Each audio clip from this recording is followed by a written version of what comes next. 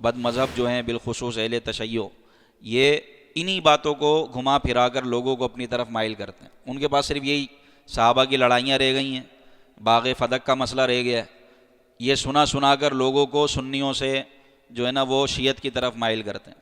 اب ہمارے بھولے بھالے بھائی جب یہ سنتے ہیں ان کا آنکھیں اور منہ کھلا کا کھلا رہ جاتا ہے، جبکہ وہ جو کہانیاں انہوں نے بنائی ہوئی ہیں سر پیر نہیں ہے ان کا، جو انہوں نے کہانیاں بنائی ہوئی ہیں۔ کچھ روایتیں ہیں تو ان روایتوں کو مروڑ تروڑ کر عوام کے سامنے پیش کرتے ہیں، عوام گمراہ ہو جاتی ہے، کیونکہ عوام کو علم نہیں ہوتا، اور ہر کوئی علماء سے پوچھے آ کر یہ بھی ضروری نہیں ہے۔ پھر ہر ایک کے ہاتھ میں آج کل موبائل ہے، ہر ایک سوشل میڈیا پہ دیکھ رہا ہے آ کر اور گمراہ ہو رہا ہے۔ یہ ایسا خطرناک قسم کا معاملہ ہے نا کہ بندہ عقائد و نظریات سے، جو صحیح عقائد و نظریات تھے ان سے ہاتھ دھو رہا ہے۔